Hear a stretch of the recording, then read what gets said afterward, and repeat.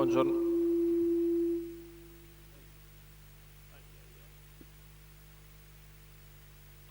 Buongiorno a tutti dall'ippodromo Arcoveggio di Bologna. Sono prossimi alla partenza in Italia della prima corsa, ritirata Bagpipe NP dopo le fasi di riscaldamento. All'1 Brigitte Cristiano Pepponi, 2 Biele Starlight Patrick Romano, 4 Wailar Contigo Jessica Pompa, 5 Briscola Matley Vittorio Miniero, 6 Blue River Michele Canali, in seconda fila 7 Baltimora dei Mag Massimo Magrini, 8 Boom C Carlo Ballotta, 9 Big Ben Chuck SM Marco Minnucci, 10 Bimbo di 1000 Zanichelli, 11 Bellamente Filippo Monti.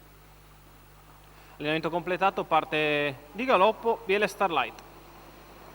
Si parte con la velocità da parte di Wailar Contigo, che si installa al comando nei confronti di Briscola Matley, che trova posto in seconda posizione alla corda avanti a Brigitte. All'esterno progredisce subito Bellamente, che andrà a chiedere strada. Blue River, primi 200 metri della testa passati in 15 numero e 10 mezzo. Bimbo di In vantaggio 1000, Wailar Contigo, all'esterno Bellamente, che però non ottiene strada. Seconda la corda è Briscola Matley avanti a Brigitte, poi a largo intervallo c'è Baltimora dei Mag. Gli altri più distanti dopo 400 metri passati in 31 da Wailar Contigo, che si mantiene in evidenza nei confronti di Bellamente all'esterno, la quale vorrebbe quantomeno un posto alla corda che non riesce a trovare perché è richiesta a Briscola Matley per tenere il contatto con la leader.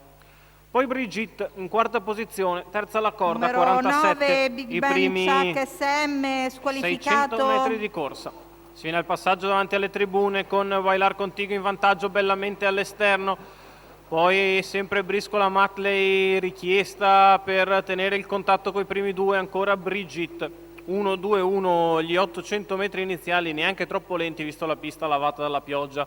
In vantaggio sempre Wailar Contigo al chilometro, prova ora a intensificare gli attacchi Bellamente, che va a parigliare la battistrada. Perde contatto Briscola Matley, prova a spostare allora Brigitte quando siamo a 450 dalla conclusione. Insiste Bellamente nei confronti di Wailar Contigo, la dritta di là passata in 14,6.